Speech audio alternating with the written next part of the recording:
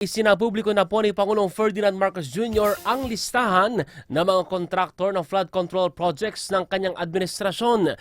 Ano naman po kayang reaksyon ng mga mambabatas at iba pang opisyal hinggil dito? Ang report po alamin kay Jomar Villanueva. Jomar! Maaari nang suriin ng publiko ang flood control projects ng Administrasyong Marcos Jr. sa bawat rehiyon sa bansa. Sa website na isumbong sa pangulo.ph, makikita ang 9,855 na flood control projects mula July 2022 hanggang May 2025.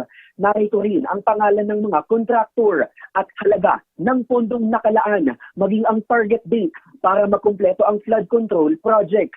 Hinimok ng Pangulo ang publiko na magsumbong sa website kung may flood control projects sa kanilang lugar na abandonado o hindi pa natatapos. Kabilang sa binigyang diin ng Pangulo ang 15 top contractor ng pamahalaan. Nasa 100 billion pesos o 20% ng kabuuang pondo na higit 545 billion pesos ang hawak ng 15 contractor, habang 5 sa kanila ang may proyekto halos sa bawat rehiyon sa bansa.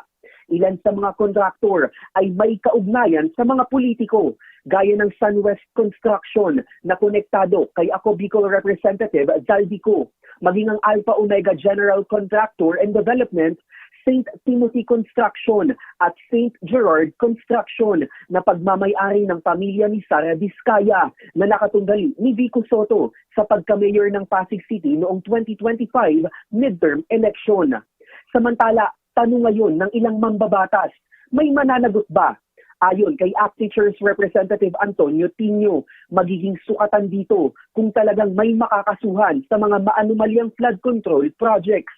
Ayon naman kay House Committee on Public Accounts Chairperson at Ako Bicol Representative Terry Redon, padadaluhin nila ang mga local official, gaya ni Baguio City Mayor Benjamin Magalong na may nalalaman umano sa mga mambabatas na kumukulimbat ng kickback. Hinimok naman ni Navotas Representative Toby Chanco ang mga ahensya, kontraktor at iba pang local official na makiisa at huwag pabagalin ang investigasyon sa maanumalyang proyekto. Habang handa si Pasig City Mayor Vico Soto na isumiti sa Pangulo ang nakalat nilang impormasyon at mga red flag pagdating sa mga kontraktor. Jomar Villanueva, Newslight.